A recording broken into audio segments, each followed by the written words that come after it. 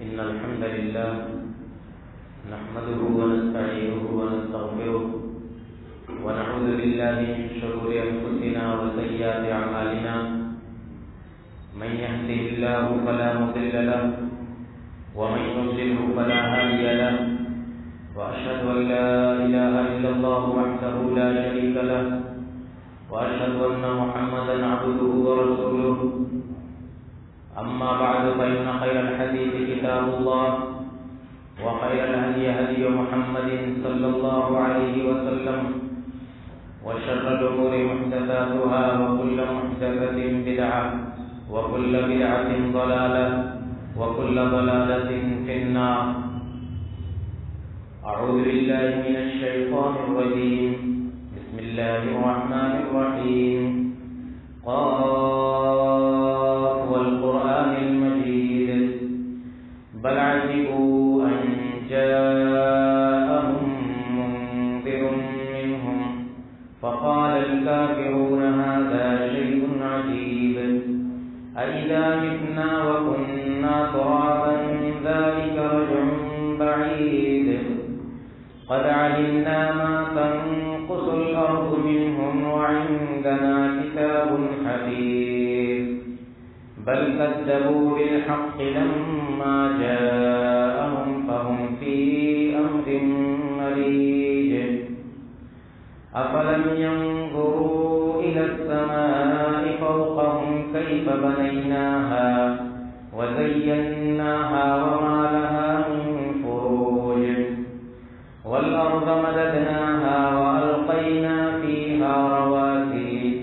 وأنبتنا فيها من كل زوج بهيج تبصرة وذكرى لكل عبد منيب ونزلنا من السماء ماء مباركا فأنبتنا به جنات وحب الحصيد والنخل باسقات لها طلع نضيد رزقا للعباد وأحيينا به بلدة ميتا كذلك الخروج كذبت قبلهم قوم نوح وأصحاب الرس وثمود وعاد وفرعون وإخوان لوط وأصحاب الأيكة وقوم تبع كل كذب الرسل فحق وعيد أفعينا بالخلق الأول بل هم في لبس من خلق جديد.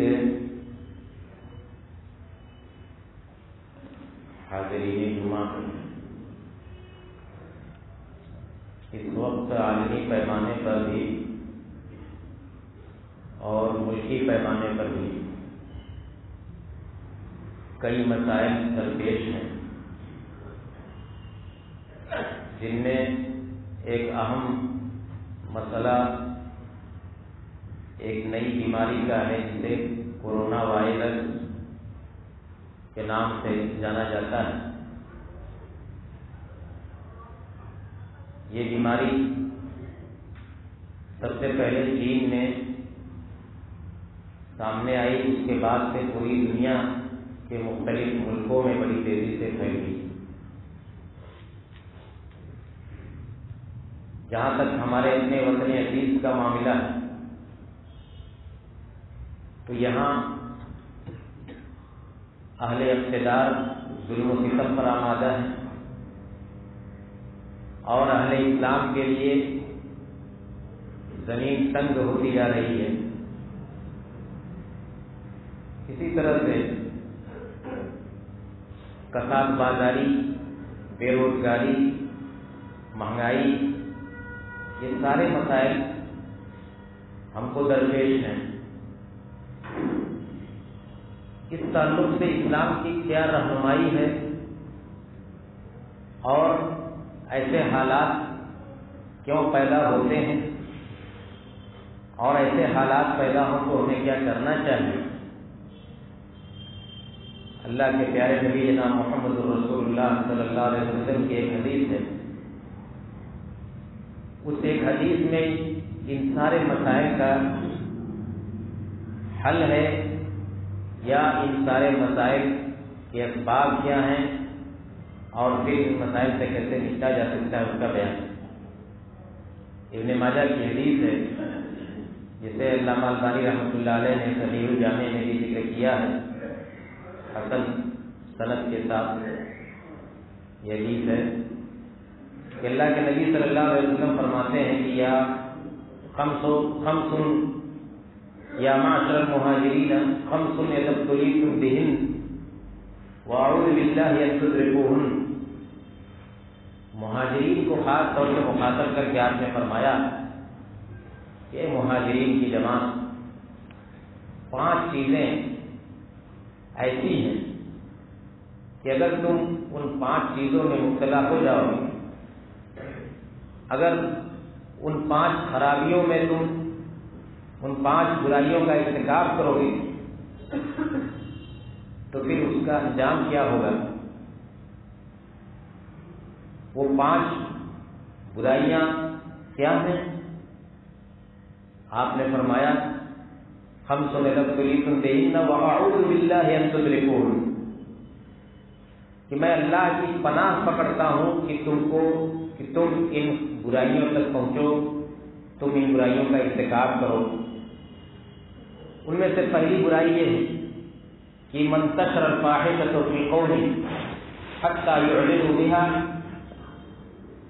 الا فشا فیہم الطاعون والاوجاع التي لم تكن مضت فی اسلافہم الذین مضوا. جس قوم کے اندر فحاشی پھیلتی ہے، زناکاری عام ہوتی ہے، یہاں تک کہ اسے اعلانیہ کیا جاتا ہے، حتیٰ یعلنوا بہ، کوئی شرم و حیا نہیں ہوتی، علی الاعلان زناکاری اور بدکاری کا ارتکاب جو قوم کرتی ہے تو اس کا نتیجہ ہوتا ہے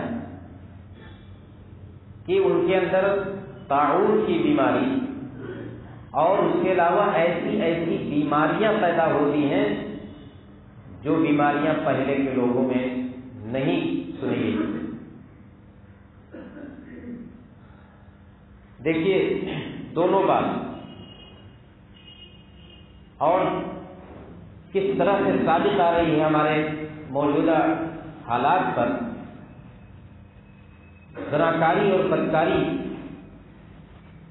ہمارے معاشرے میں کس قدر عام ہو چکی ہے اسے بتانے کی ضرورت نہیں رہتی. خاص طور سے سوشل میڈیا کے چلن نے اور موبائل کے کثرت استعمال نے نئی نسل کو کہاں پہنچا دیا ہے اور اس کی وجہ سے برائیاں کتنی بڑھ رہی ہیں. عام میڈیا کو لے لیجیے یا خاص میڈیا کو لے لیجیے، پرنٹ میڈیا، الیکٹرانک میڈیا، ہر ایک کے ذریعے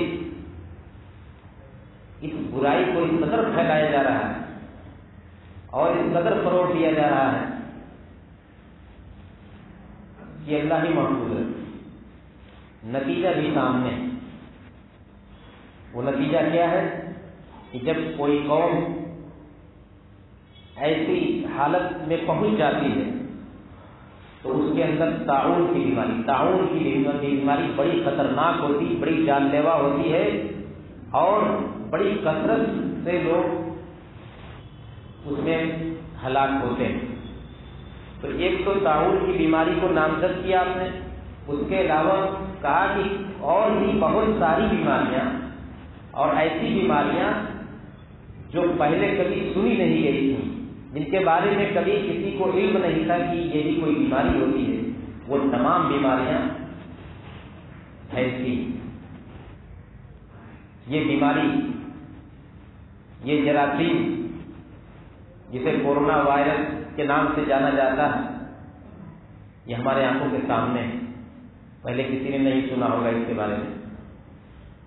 ایڈز کی بیماری دنیا جاننے لگی ہے، پہلے کوئی نہیں جانتا. اس کے علاوہ دنیا بھر کی بیماریاں، برڈ فلو، سوائن فلو اور نہ جانے کیا کیا نئی نئی بیماریاں، جس کے بارے میں کبھی وہم و گمان نہیں تھا، یہ ساری بیماریاں، ان سب کا ایک سبب فحاشی، بے حیائی اور زناکاری کی کثرت۔ دوسری چیز آپ نے بتلایا کہ وَلَمْ يَنْقُصُوا الْمِكْيَالَ وَالْمِيزَانَ إِلَّا أُخِذُوا بِالسِّنِينِ وَشِدَّةِ الْمَؤُونَةِ وَجَوْرِ السُّلْطَانِ عَلَيْهِ۔ جب کوئی قوم ناپ تول میں کمی کرنے لگتی ہے، ڈنڈی مارنے لگتی ہے، تجارت میں گھپلہ کرنے لگتی ہے، تو تین طرح سے اللہ تعالیٰ ان کو سزا دیتا ہے۔ یہ تو اس دنیا کے اندر ہے، ابھی آخرت کے اندر اس کی سزا باقی رہتی ہے۔ ڈنڈی مارنا، ناپ تول میں کمی کرنا، یہ بہت بڑا جرم ہے، سماجی جرم۔ اس کے بارے میں قرآن میں پوری سورہ نازل ہوئی، سورہ مطففین۔ تو اللہ کے نبی صلی اللہ علیہ وسلم کہتے ہیں کہ جب کوئی قوم ناپ تول میں کمی کرنے لگتی ہے تو تین طرح کے عذاب میں گرفتار ہوتی ہے۔ پہلی چیز اللہ علیہ السنین، قحط سالی میں مبتلا ہو جاتی، خشک سالی سے دوچار ہوتی۔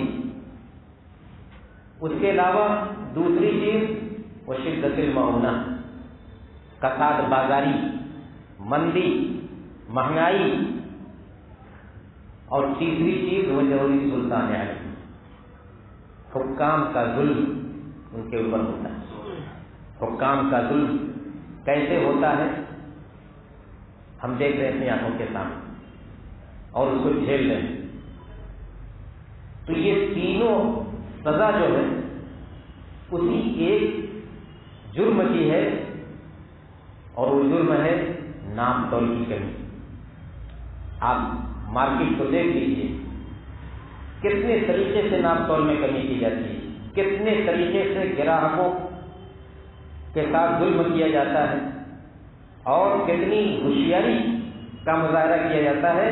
گویا کہ تجارت اور بزنس اسی کا نام ہو گیا ہے کہ لوگوں کو دھوکہ دو اور بے ایمانی کے ذریعے سے پیسہ کماؤ اور اپنی تجارت کو کرو۔ آپ جاتے ہیں کوئی سامان خریدنے، پیسہ دیتے ہیں 1 کلو کا، لیکن وہ آپ کو سامان بجائے 1 کلو کے 900 گرام 800 گرام ملتا ہے۔ تو یہ بظاہر ایک بڑی معمولی چیز ہے، لیکن دیکھیے کہ اللہ کی نظر میں کتنا بڑا جرم ہے کہ اس کی 3 طرح سے اللہ تعالیٰ سزا دیتا ہے۔ یہ جو حکام کا ظلم کہا، اہل اقتدار کا، اس کو دیکھیے اور اپنے مارکیٹ کا حال دیکھیے تو کچھ کہنے کی ضرورت نہیں رہتی۔ تیسری چیز آپ نے فرمایا کہ وَلَمْ يَمْنَعُوا زَكَاةَ أَمْوَالِهِمْ إِلَّا مُنِعُوا الْقَطْرَ مِنَ السَّمَاءِ وَلَوْلَا الْبَهَائِمُ لَمْ يُمْطَرُوا۔ جب کوئی قوم زکوٰۃ دینا روک دیتی ہے، زکوٰۃ نہیں دیتی،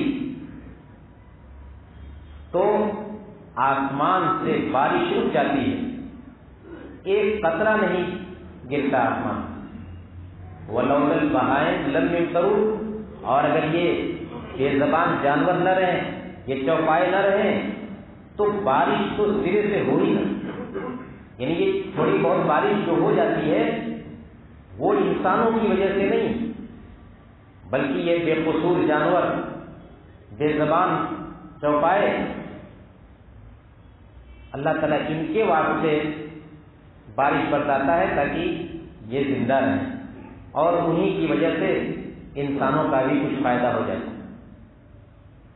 تو لم يمنعوا زکاة اموالهم الا منعوا القطر من السماء ولولا البهائم لم يمطروا۔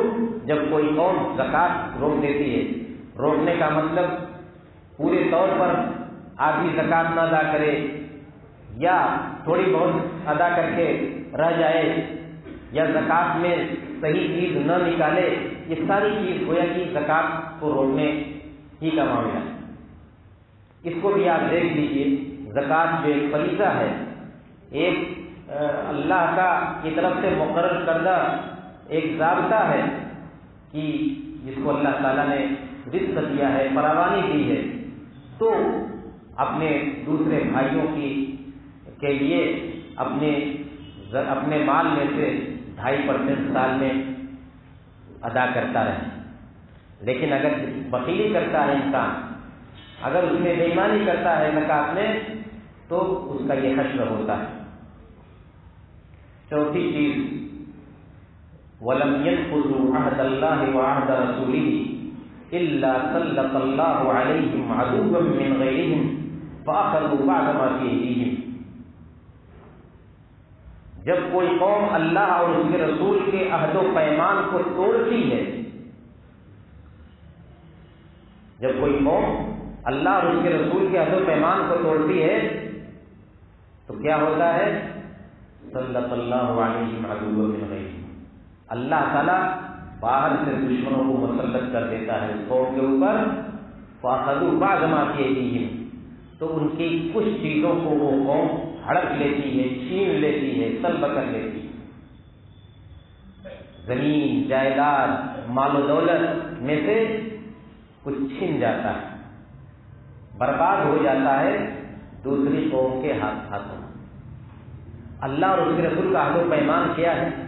ایک تو ہم نے کلمہ پڑھ کر کے لا الہ الا اللہ محمد الرسول اللہ کا کلمہ پڑھ کر کے گویا کہ اللہ تعالیٰ سے عہد کر رکھا ہے، اللہ کے اوپر ایمان کا اور اللہ کو کی بھیجی ہوئی شریعت پر عمل کرنے کا ایک عہد ہے۔ اگر اس عہد کی بھی ہم پابندی نہیں کرتے تو یہ بھی اللہ اور اس کے رسول کے عہد کو توڑنا ہی۔ اور ایک عہد ہم انسانوں سے کرتے ہیں، اپنے جیسے لوگوں سے کرتے ہیں، کوئی وعدہ کیا، کوئی ایگریمنٹ کیا اور اس کی پاسداری نہیں کی، اس کی خلاف ورزی کر دی، وعدہ وفائی نہیں کیا، بدعہدی کی، تو اللہ تعالیٰ باہر سے کسی دشمن کو مسلط کر دیتا ہے، اور وہ دشمن ہمارے مال، ہماری جائیداد، ہماری تجارت، ہمارے بزنس کو نقصان پہنچاتا ہے۔ اس کو بھی آپ آنکھوں سے دیکھ رہے ہیں۔ آخری اور پانچویں چیز، وَمَا لَمْ تَحْكُمْ أَئِمَّتُهُمْ بِكِتَابِ اللَّهِ وَيَتَخَيَّرُوا مِمَّا أَنزَلَ اللَّهُ إِلَّا جَعَلَ بَعْثَهُمْ بَيْنَهُمْ، کہ جب حکام، مسلم حکام کتاب اللہ کے ذریعے فیصلہ نہیں کرتے اور اللہ کی نازل کی ہوئی شریعت میں سے انتخاب کرنے لگتے ہیں، کچھ چیزوں کو لے لیتے ہیں، کچھ چیزوں کو چھوڑ دیتے ہیں، تو اللہ تعالیٰ ان کو آپس میں لڑا دیتا ہے۔ وَمَا لَمْ تَحْكُمْ أَئِمَّتُهُمْ بِكِتَابِ اللَّهِ، اللہ تعالیٰ نے قرآن کس لیے نازل کیا ہے؟ تاکہ ہم اسی قرآن کو اپنا حکم بنائیں، اسی قرآن کو اپنا فیصل بنائیں، حکام اسی قرآن کے ذریعے اپنی حکومت چلائیں، اسی کے ذریعے قوانین بنائیں۔ لیکن اگر ایسا نہیں کرتے ہیں مسلم حکام، اور کرتے بھی ہیں تو کیسے کرتے ہیں کہ وہ یتخیروا مما انزل اللہ، کچھ چیزیں لے لیتے ہیں، کچھ چیزوں کو چھوڑ دیتے ہیں۔ جہاں اپنے مطلب کی چیز ہوتی ہے تو اس کو لے لیا، اور جہاں مطلب کی نہیں نظر آ رہی ہے تو اس کو چھوڑ دیا۔ یہ تو دوسرے لوگوں کی عادت کی ہے، فَتُؤْمِنُونَ بِبَعْضِ الْكِتَابِ وَتَكْفُرُونَ بِبَعْضٍ، یہ قرآن کے یا کتاب اللہ کے بعض حصے پر ایمان رکھتے تھے اور بعض حصے پر کفر کرتے تھے، انکار کرتے تھے۔ تو اگر کوئی قوم ایسا کرتی ہے، چاہے انفرادی طور پر کرے چاہے اجتماعی طور پر، تو اس کا نتیجہ یہ ہوتا ہے کہ آپسی اختلاف پیدا ہوتا ہے اس قوم کے، اور یہ آپسی اختلاف کس طرح سے ہم جھیل رہے ہیں اسے بھی بتانے کی ضرورت نہیں رہی۔ کتنی تفرقہ بازی ہے اور کتنے گروہ ہیں مسلمانوں میں، کتنی جماعتیں ہیں، کتنے فرقے ہیں، اور سب ایک دوسرے کے مخالف، سب ایک دوسرے کے دشمن، سب ایک دوسرے کے پیچھے پڑ رہے ہیں۔ یہ اللہ کا عذاب ہے ضرور۔ تو یہ 5 چیزیں آپ نے فرمایا کہ انتہائی خطرناک چیز بیماریاں ہیں، اگر کوئی قوم ان چیزوں میں مبتلا ہوتی ہے تو اس کا انجام اس کی آنکھوں کے سامنے ہوتا ہے۔ تو بیماریاں، اسی طریقے سے حکام کا ظلم، مہنگائی اور قحط سالی، کساد بازاری، دشمن کا تسلط اور آپسی اختلافات، یہ سارے مسائل ہم جھیل رہے ہیں، اور ان مسائل کا کے اسباب کیا ہیں وہ بھی بتلا دیے گئے۔ قرآن نے تو بہت پہلے اعلان کر دیا تھا کہ وما اصابکم من مصیبت فبما کسبت ایدیکم، تمہیں جو مصیبتیں لاحق ہوتی ہیں، تمہیں جو پریشانیاں لاحق ہوتی ہیں، تو یہ تمہارے کرتوت کا نتیجہ ہے۔ وَيَعْفُو عَنْ كَثِيرٍ، اور یہ ہمارے کرتوت کا کل مواخذہ نہیں ہے، اللہ تعالیٰ بہت معاف بھی کرتا ہے۔ اگر اللہ تعالیٰ معاف نہ کرے، ایک ایک چیز کا مواخذہ کرنے لگے تو شاید ہم رہ نہ پائیں، لیکن یعفو عن کثیر، اللہ تعالیٰ تو بہت کچھ معاف کر دیتا ہے۔ یہ تو تھوڑی سی گرفت کرتا ہے اللہ تعالیٰ متنبہ کرنے کے لیے کہ لوگ بیدار ہو جائیں، لوگ اصلاح کی کوشش کریں، اور جب اس کے باوجود متنبہ نہیں ہوتے، اصلاح کی کوشش نہیں کرتے، تو ظاہر بات ہے کہ بربادی کا سلسلہ جاری رہتا ہے۔ اس لیے میرے بھائیوں، اللہ کے نبی صلی اللہ علیہ وسلم نے ہماری بیماری کی جو تشخیص کی ہے اور اس بیماری کی جو جڑ بتلائی ہے، جو سبب بتلایا ہے، اس کو سامنے رکھیں اور اس کی اصلاح کی کوشش کریں۔ اگر ہم ان بیماریوں میں مبتلا ہیں تو ان بیماریوں کا علاج کرنے کی کوشش کریں۔ اگر ہم واقعی چاہتے ہیں کہ ان مصیبتوں سے ہم کو نجات ملے، اللہ کی مدد نازل ہو، تو اللہ کی مدد حاصل کرنے کا اس کے علاوہ اور کوئی راستہ نہیں کہ ہم ان برائیوں کو اپنے سماج سے باہر کریں۔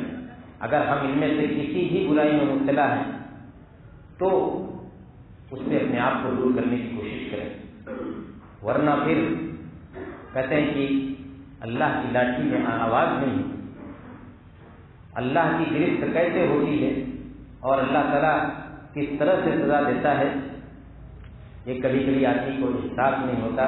احساس اسی شخص کو ہوتا ہے جس کا ضمیر زندہ ہوتا ہے، جس کے اندر سوچ اور فکر ہوتی ہے، وہ سمجھتا ہے کہ ہاں واقعی ہم سے کوئی غلطی ہو رہی ہے جس غلطی کی ہمیں سزا مل رہی ہے۔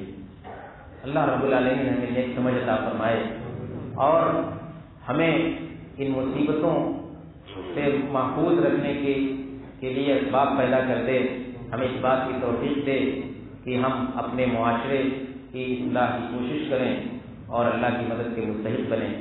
آمین وآخر دعوانا ان الحمد للہ رب العالمین۔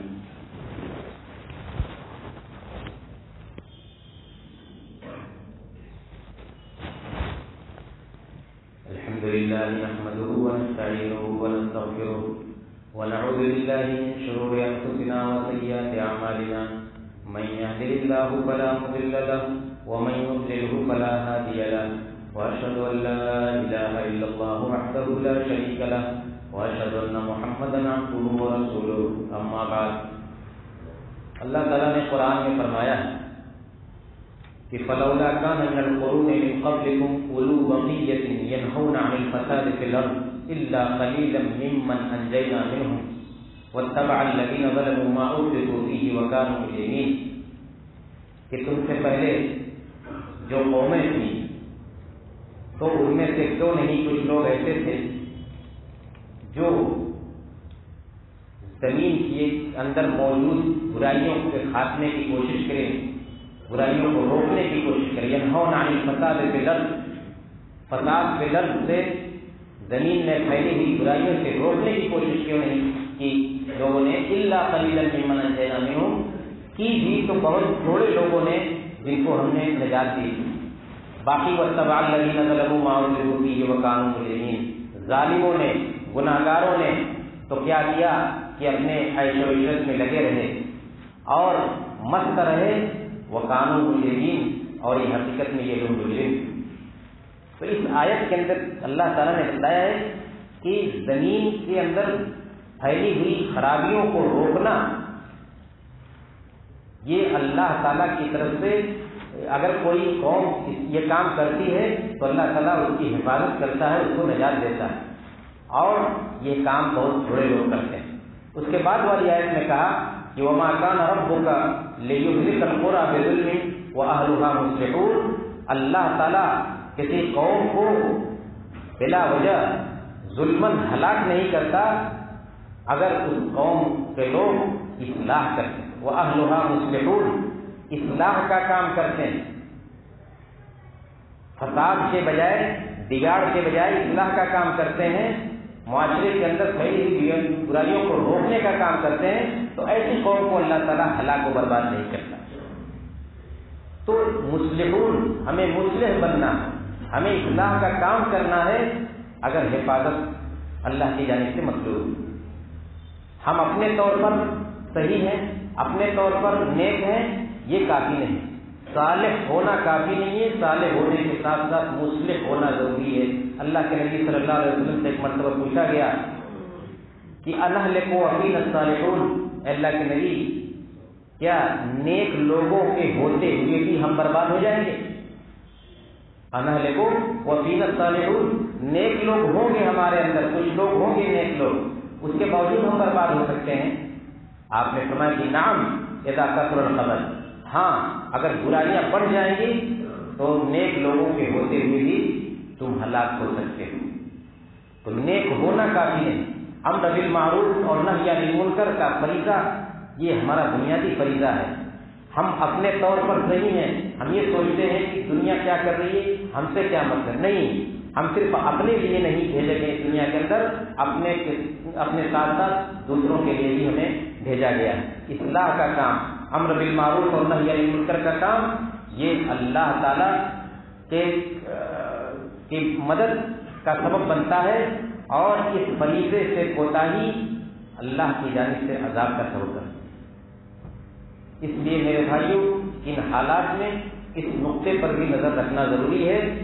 ہمیں شریعت کی بتائی ہوئی تعلیمات اور شریعت کی پیش کی ہوئی تعلیمات ہی کے روشنی میں اپنے مسائل کا حل تلاش کرنا ہے۔